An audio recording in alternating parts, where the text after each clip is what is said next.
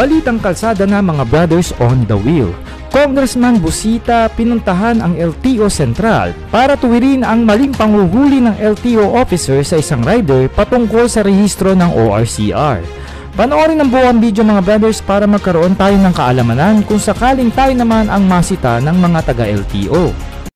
Ano ito, bodyguard mo? Siya po yung may-ari ng motor, sir. Humiram ka? Opo, sir. Okay. Dala mo yung ORCR? Opo, sir. Copy lang po. Ito po yung sa resibo lang po, sir, na nakuha ko lang po. Dito sa may cashier po. Kinuha po nila yung, sir, sa releasing. Kapatid, ikaw yung enforcer? Ha? Ilan taon ka na sa LTO? Mag-8 na po, sir. 8 years? Nag-seminar ka ba? Yes, sir. Sinong nag-seminar sa'yo? Dito rin, sir, sa mga PhD. Sinong nagturo? Si Bomber Bird. Naalala mo siya? Saan kita naman, sir? Sa PRC po, sir. PRC Makati po. Makati. Opo. Ate, Nanghuli kami dun, sir. siya ang nag-ticket sa'yo. Opo, sir. Anong sinabi sa'yo? Sabi, sir, 2022 pa daw expire yung motor, tapos huwag ko daw siyang lokohin. Huwag ko daw siyang lokohin, sir, kasi nagpapaliwanag ako ng time na yun sa kanya. Magpapaliwanag ka? Oo, sir. Ayaw niya akong pakinggan, sir, eh. Tapos huwag ko daw siyang lokohin at turuan. Ang Ay, tinitignan sige, niya, yung model. sir, yung model, binilugan niya. Yan. Binilugan niya, no? Talagang may ebidensya ka, ha? At saka hindi ka pwedeng magsinungaling sa akin, eh. Oo, sir. Kasi didibdibang kita, eh. No? Di, tapos ang pinapaliwanag ko, sir, ito po. Tapos hawak Di niya ba mamaya pagdating ni Director, para si Director at saka yung adjudication ang mamamagitan, no? Taga saan ka, kapatid? Ilocos po, sir. Ilocos? Yes. Okay. Pinatawag ka ni Director Almora. Yes, sir. Ang lisensya mo, good for 5 years na, no? Opo, sir. May programa ang LTO. Pag sa loob ng 5 taon, hindi ka nagkaroon ng violation, kapag nag-renew ka, ang ibibigay sa yung lisensya, good for 10 years. Sir, sir. Kaya pag hindi natin inayos yan, may problema ka. Thank you. Pangalawa, may demerits yan. Opo, sir. Hindi naman natin nape-perfecto ang buhay. No? Opo, sir. Hindi naman natin kayang ma-perfect. Kahit gusto mong umiwas sa violation. Ay halimbawa, nagkaroon ka ng violation na hindi mo naman sinasadya. Magpapatong-patong ang demerits mo. Opo, sir. Di ba? Opo, sir. Gaano katagal yung 5 taon? Matagal yun. Pag hindi iniiwasan, nagkaroon ka pa ng violation, magkaka-demerits ka, marirevoke ang lisensya mo. Ay malaki ang equivalent demerits niya kasi unregistered vehicle. May kaakibat pa yan na reckless driving. Kaya dapat ma-clear. Opo, sir. Ba't mo naisipang magsumbong? Pero patulong ako, sir, kasi alam kong wala naman pong bali doon sa ko, sir. Kasi wala pang 1 taon yung motor, sir. Alam kong kompleto pa po. Pero may resibo ka, ibig sabihin, bayad ka na. Opo, sir. Magkano ito? 10 po. 10,000 pesos. Opo, sir. Ano ka ba, negosyante o maliit na manggagawa? Maliit lang po, sir. Nagatid Anong lang hanap po ako buhay ng- mo? Nagatid po ako ng sir, marinated na ipipritong manok. Magkano kinikita mo sa isang araw? 2.5 po yung yung weekly. 2.5? Libre po lahat yun, sir. Libre na po lahat yun. Lahat ng 2.5 sa tirahan. isang linggo? Opo, sir. 5 araw yon, 7 days. 7 days. Opo, sir. Ay di mas mababa sa 500. Opo, sir. Kasi yung 5 araw, times 500, 2,005. Opo, sir. Ay sabi mo, 7 days.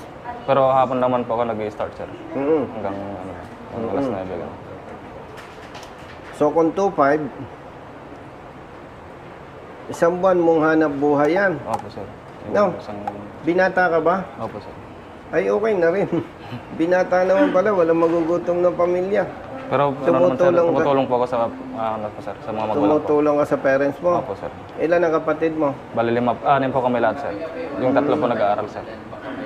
Taga saan ka ba? Cagayan Valley, sir. Cagayan Valley. Ilan taon yung kapatid mong bunso?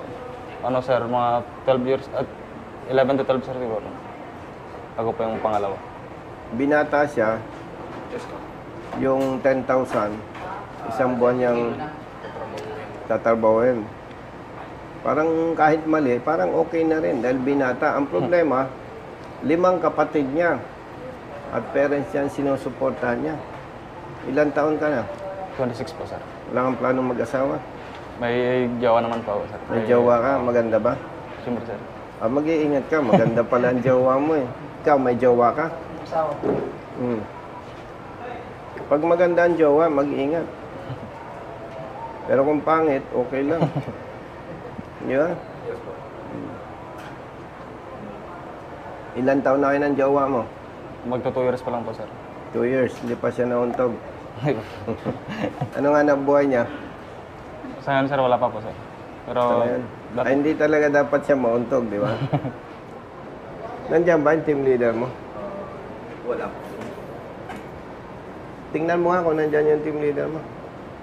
Sige. Pag nandyan, swerte ka. Siya ang sasabunin ko eh. Hello, sir. Director, good afternoon. Good afternoon, Nabala kita ha. Yes, sir.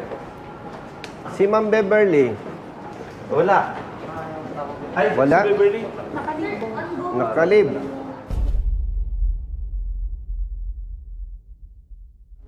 Nakalib? Sino adjudicator natin, Director? Si Director Baltasar. Nandyan? Ano ko siya? Sigurado kang pamilyar siya sa rehistro? Registration? Huwag mo siyang iharap, kung hindi siya pamilyar, magkakahiyaan tayo. Hindi, baka si ano na lang. Pero sila din naman mag-adjudicate, sir. Hindi, kailangan kapatid. Yung pamilyar sa registration. Si Kathleen. Sir, si Director Esteban Baltasar. Maraming beses ko lang nakaharap si Director. Siya sa adjudication. Hindi, sir, sa enforcement. Sa law enforcement. Ikaw ang team leader, no? Hindi, siya yung division chief. Sa field enforcement. Kung okay lang sa'yo, Director, mas komportable ako nakatayo. Masyadong si formal. Villegas. Nandyan ha. Ni-request ko, Director, yung team leader niya, samahan siya para, kumbaga sa boxing, magtulong na sila. Tinanong ko yung enforcer po natin. Ilan taon na raw siya? 8 years na sa law enforcement. Tinanong ko, Director, kung siya ay nag-seminar. Nag-seminar daw. Sino ang nagturo? Si Ma'am Beverly. Ay kaya ni-request ko sana. Kaya lang, nakalib. Para hindi masayang ang oras natin, with respect sa iyo, Director, ako na lang magkukwento kasi may ebidensya naman. Si Ryder nahuli ng enforcer natin, Mr. Villegas. At according to him, binilugan ni Mr. Villegas yung year model 2022. Brother, may bilog dito yung year model eh. Yes, po, sir. Ikaw nga ang nagbilog? Yes, po. At ang sabi sa kanya, expired na yung iyong rehistro. Kasi 2022. Ang Certificate of Registration, March 8, 2023. Ang official receipt niya, March 8, 2023. Okay. And then, may plaka na siya. Ending 2. Okay. Director, papansinin po ninyo, ang MBUC na binayaran, 900 pesos. Samantalang bawat isang taon, 240. 240 times 3, that is 720. Nag-plus ang LTO ng 180 pesos. Kasi, from March 2023, ang ginawa niya, pinabayaran na sa kanya hanggang February. No. So, ibig sabihin, Director, 3 years siyang rehistrado, Tapos, magaling yung nagrehistro, in-adjust niya yung March 2023, 24, 25, 26. March. In-adjust ng LTO na dapat kung 2023, 24, 25, 26 March dapat siya mag-rehistro. In-adjust na nung tao ng LTO, sa halip na March 2026, in-adjust March 2027. Kaya nagpatong siya ng 180 pesos. Director, para walang kalituhan, simplihan na lang po natin. Rehistrado ang motorsiklo ng 3 years. 2023 plus 3, 24, 25, 26. Now, ang nakita ni Enforcer Villegas, 2022 yung model. Kaya dapat daw, expired na siya. Etong ebidensya, Director. Tinikitan siya ni Mr. Villegas. Unregistered. Yan. Oh. Unregistered MB. Perma mo ba ito, kapatid? Yes, sir. Kahit, Director, ang date ng siya ay nahuli is June 13, 2024. Kapatid, alika. Rehistrado siya ng March 2023. Ang official research niya, March 2023. Yes, sir. Ang binayaran niya sa MBUC, 900 pesos. Motorsiklo, 3 years. Yung ibang detalye, kahit hindi natin pag-usapan, malinaw na siya ay rehistrado hanggang 2023, 24, 25, 26. Ngayon, siya ay hinuli ng enforcer ninyo ng June 13, 2024. Bagaman at ito ay for investigation pa rin sa parte ng adjudicator. Ang tanong natin, nagbayad siya ng 10,000 assuming for investigation pa ito, kaya ang term na ginagamit ko, Director, assuming after the investigation na nakita mali ang apprehension ay ang rider nagbayad na ng 10,000, what will be your recommendation, Director? Why did you admit the violation charge if you are not guilty of the offense? Bakit niya binayaran? Siyempre, mas marunong ako sa kanya. Yeah. No? Yeah. Una, hindi natin siya pwedeng questionin sa ganung bagay. Why? Dapat ang ating enforcer marunong. Hindi natin pwedeng i-expect na ang motorista ay marunong kaysa enforcer. So, dahil nagtitiwala siya na tama ang huli, nagbayad siya. Okay. Now, in-advise sa nung kasama, nung may-ari ng motorsiklo, mali yan, tumawag ka kay Congressman Busita. So, we evaluated the documents. Uy, mali nga. Huwag nating ipasa yung bola, Director, sa motorista. Ang tanong dito, Director, base sa ebidensya, base sa rehistro, mali ang huli ng enforcer ng LTO. Ganun lang yun. Now, in this case of our friend, the driver was apprehended by the law enforcer, hindi siya nag-contest. Hindi pwedeng ganon ang atake. Kasi, Director, pag ganon ang atake, walang public service doon. Why? For so many times, na ipakita natin, there are personnel of LTO, hindi alam yung tamang pagpapatupad ng batas. Ano pang i-expect natin sa motorista? Gusto ba nating sabihin, ay marami kaming enforcer na hindi marunong, dapat ang motorista marunong? No. Ang usapin na lang dito, Director, simplihan natin sa ngalan ng public service, tama o mali ang huli? Ganito, the law enforcer, just like you when you're still in the highway patrol group, in the performance of your duty, you enjoy the presumption of regularity in the performance of duty. Pero hindi yan, Basta absolute. mahuli ka, yeah, that's correct. Hindi yan absolute. That presumption, Presumption lang. Regularity in the performance of duty is a presumption. Presumption. And who will rebut that presumption now? Yes, that's why, kaya nandito kami. Maging patas tayo in the name of service, Director. Kung yung enforcer natin hindi marunong, what can we expect from the motorist? Now, meron tayong advokasya. Dumulog sa opisina. And we evaluated the documents. And we found out na mali nga ang panguhuli. So, wag na natin pahabain, Director. Simplihan na lang natin. Sa ngalan ng public service, mali ang huli. Ngayon, nakagbayad siya ng 10,000, there is now a protest after the case was settled and paid, and fine paid. So, ngayon, titingnan natin ngayon kung tama ba yung apprehension.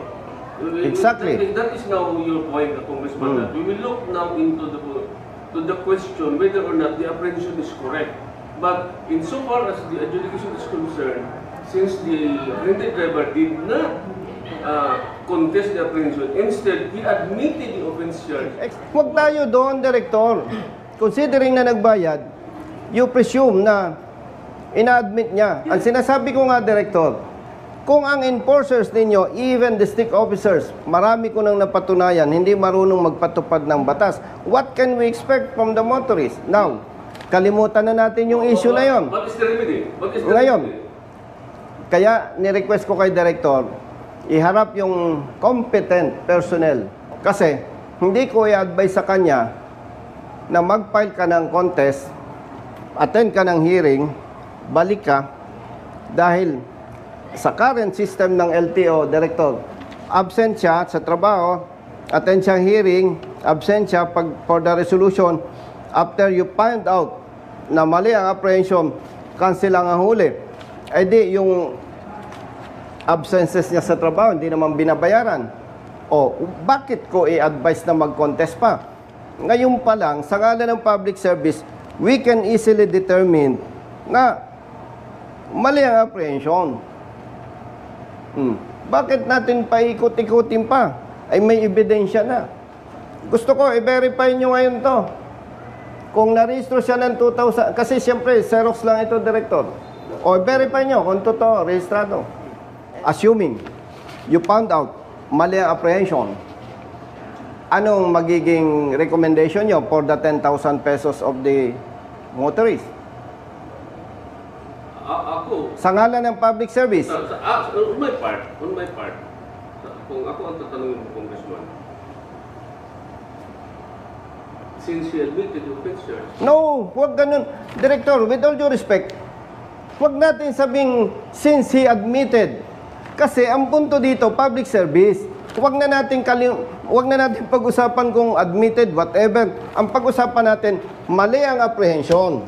Congressman, pag sa Congress ako, contempt na ako. Kung dulo ko sa committee mo, contempt na ako. Oo. Ay, wala tayo sa Kongreso. Director, ang pag-usapan natin, public service. I know, Congressman. Naintindihan po ba I know, ninyo? Congressman. Huwag na nating pag-usapan yung ibang anggulo. Ang usapin lang, mali ang huli. Paano ngayon yung 10,000 ni rider na isang buwan niyang ipapaghanap buhay? Pag mali ka talaga, how many cases I have dismissed there, Congressman? Excuse me, Director. Ang sinasabi ko nga, sa ebidensya ngayon, kaya na nating sabing mali ang huli. Pero pag ganyan ang stand mo, Director, nire-respeto naman kita. Pero ang nararamdaman ko, kung ganyan ang posisyon ng LTO, walang public service dyan. Kasi dito pa lang sa ebidensya, makikita na natin mali ang huli. Ganito na lang para hindi masayang ang oras natin pare-pareho. On behalf of the motorcycle owner, kung ako lang ang magsasalita, 100% mali na apprehension. Pero wala ako sa posisyon dahil Xerox ang hawak ko. Ang gusto lang naming i-demand ngayon, i-check ninyo, makita natin, mali talaga ang apprehension. Okay, Congressman, huwag din ako mag-appear anywhere in your committee, ha? Huwag na ako mag-appear doon, baka makonfirm. Baka bawian ko ito. Hindi, baka bawian ko siya doon eh. Di ba, I'm listening ko, hindi, I'm also formulating a course of action.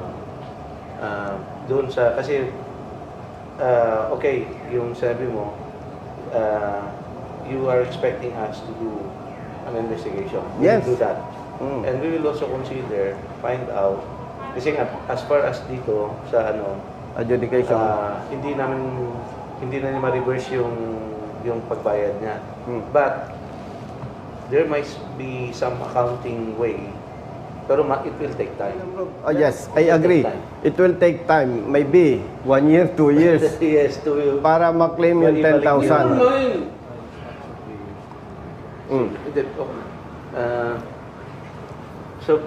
Anong verification result? 3 years. Oh, 3 years. 2026. Hindi siya March or August. Okay. Oh. So 3 years siya. 3 years siyang rehistrado, brother, enforcer, 3 years siya. Definitely, as per verification of the concerned staff, na ito ay rehistrado ng 3 years, mali ang apprehension. Alam natin, pag naipasok sa kaba ng bayan, hindi katulad yan sa restaurant, pag napasobrang bayad mo, withdraw mo na. Tama po ba? Yes, sir. Ngayon, bilang advokasya ito, hindi ko ito i-sacrifice. Babayaran ko ito ng 10,000. Isa lang ang request ko.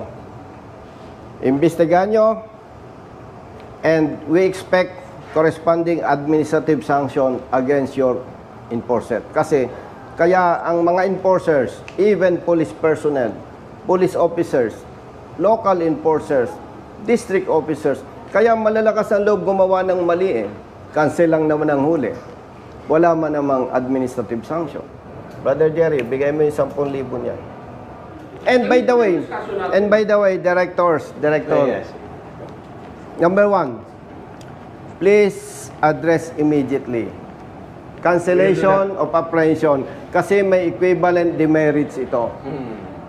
And hindi siya makakwalify for 10 years validity ng lisensya.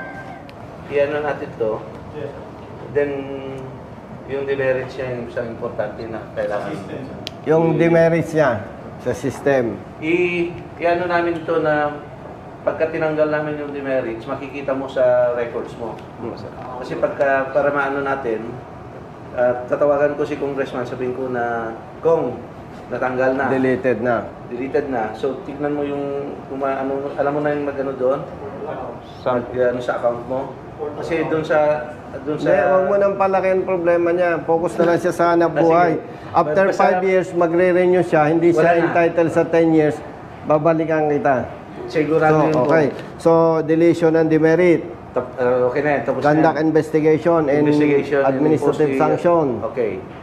Yung 10,000 Yung 10,000 on how to follow later. Yes. Okay na tayo. Okay ko.